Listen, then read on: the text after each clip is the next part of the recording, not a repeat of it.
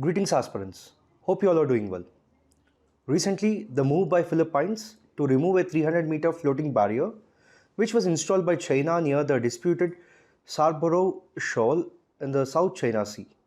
Also, Beijing's warning to Manila asking it not to stir up trouble underscore how delicate the situation is in one of the world's busiest waters. The waters we are talking about here are of the South China Sea. So in this context, we'll try to first look at the geography of the region, including the bordering nations, then the concerns, and the increasing significance of the region to India. First, let us look at the geography of the South China Sea. See, the South China Sea is an arm of Western Pacific Ocean in the Southeast Asia.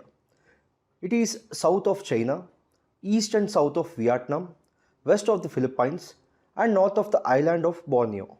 If you look at the bordering states, they are the People's Republic of China, the Republic of China, which is the Taiwan, the Philippines, Malaysia, Brunei, Indonesia, Singapore, and Vietnam.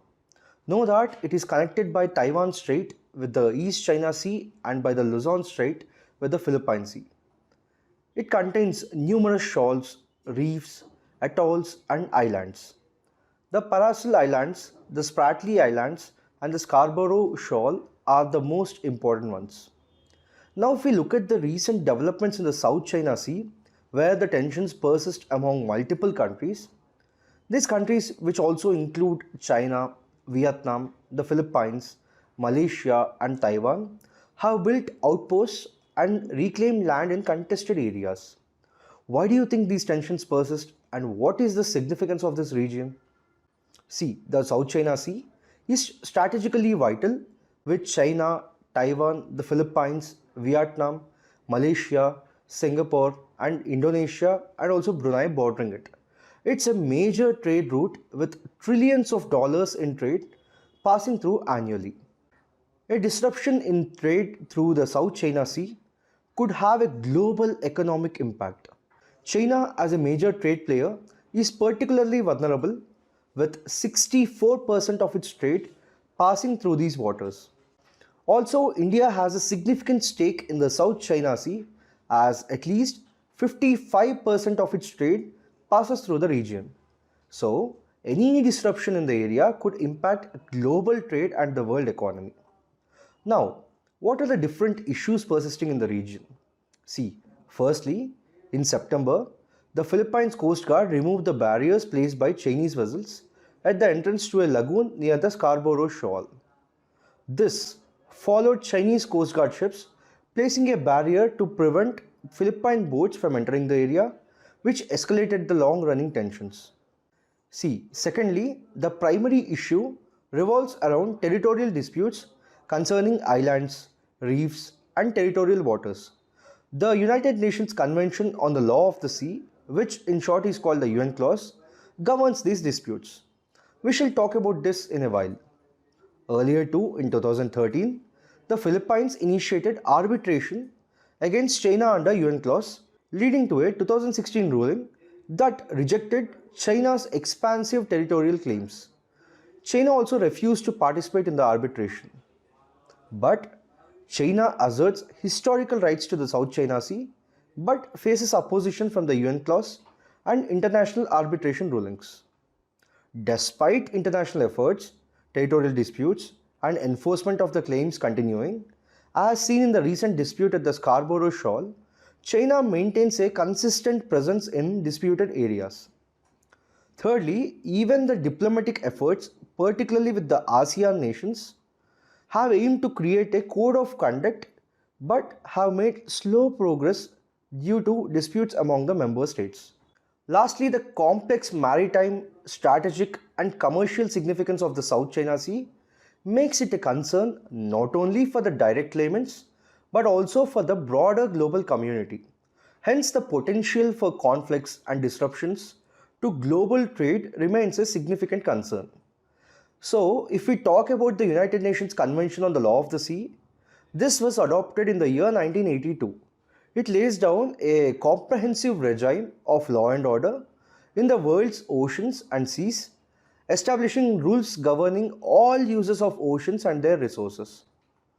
Also, it embodies in one instrument traditional rules for the uses of oceans and at the same time introduces new legal concepts and regimes, and also it addresses new concerns.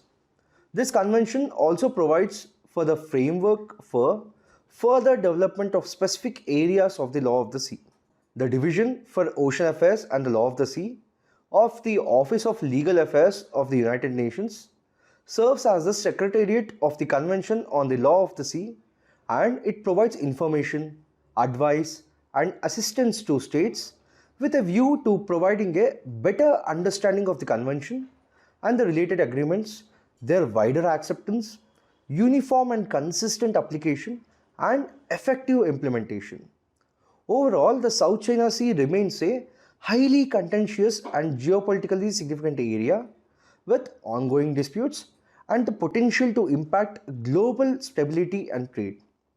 So, why is India's interest growing in this region?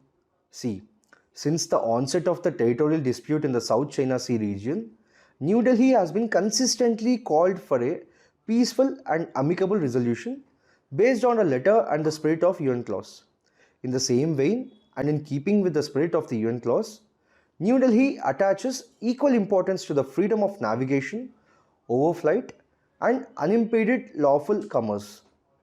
The reasons for this lie in the fact that the waters of the Eastern Asia have now come to play a dominant role in the international commerce and trade, as the center of gravity of the global economy has shifted from a transatlantic construct to an Indo-Pacific construct. This Indian approach is a continuation of New Delhi's earlier Look East policy, and now it's called the Act East policy. One of the tectonic shifts between the two policies has been the nature of India's engagement with the region, which has seen greater security related ties between the New Delhi and its eastern neighbors. Resultantly, there has been a number of points of engagement that ranges from institutionalized dialogues, joint exercises and training, transfer of the defense platforms and equipments. Some of the notable aspects of this relationship includes the first ASEAN Indian Maritime Exercise that was held in May 2023. Other notable engagements are the Singapore India Thailand Maritime Exercise, Army Exercise Garuda Shakti, and Naval Exercise Samudra Shakti with Indonesia, and Haramau Shakti with Malaysian Army. Additionally, assistance in the form of grants to Cambodia for demining and line of credit to Vietnam too have been extended by India. New Delhi has also been transferring defense platforms to the nations of the region. Until recently, such transfers were in the form of small arms and small vessels. However, India has now stated to transfer larger platforms like BrahMos supersonic cruise missile to Philippines in 2022, and talks about the procurement of second batch of this system by the Manila is under works. India has also gifted the serving missile corvette INS Kirpan to Vietnam to strengthen the latter's capabilities in the maritime domain.